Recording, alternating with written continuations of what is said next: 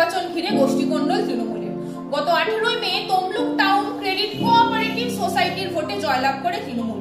এই ধরনের সাংবাদিক সম্মেলন করে আমি প্রথমেই বলেছি, কোনো অভিযোগ জানানো করা এটা দল বিরোধী কাজ।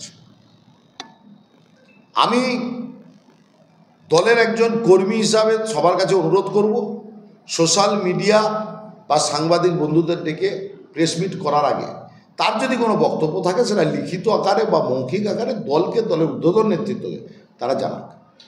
তৃণমূল কংগ্রেস শৃঙ্খলা পরায়ণ দল, মমতা বন্দ্যোপাধ্যায়ের নেতৃত্বের জন্যেই 2011 সালে পরিবর্তন হয়েছে এবং 11 সালে পরিবর্তন হয়েছেন বলেই আজকে কিন্তু প্রকাশ্যে মুখ খুলে কথা বলার অধিকারটা বাংলার মুখ্যমন্ত্রী আমাদের নেত্রী মমতা বন্দ্যোপাধ্যায় করে দিয়েছেন মানুষকে।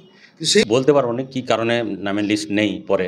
তো প্রথমে আমরা যখন নমিনেশন করতে বললো আমাদেরকে বসে আলোচনা করে বলল যে দলের নির্দেশ এলে রাজ্য থেকে নির্দেশ এলে জানানো হবে কে কে নমিনেশন করবে। তো সম্ভবত 17 তারিখ 10টায় আমাকে জেলা সাংগঠনিক চেয়ারম্যান এবং বর্তমান আমাদের পৌরসভার চেয়ারম্যান উনি আমাকে 10টায় ফোন করলেন যে তোমার নামের লিস্টটা তোমার এসছে, তুমি নমিনেশন করো। বলতে আমি যথারীতি এসে নমিনেশন করলাম এবং আমার লিস্টেও আমার নাম ছিল, সেই হিসেবে আমি নমিনেশন করলাম দলের নির্দেশ মতো। এখন কি সবাই ঘুরে চলে গেল।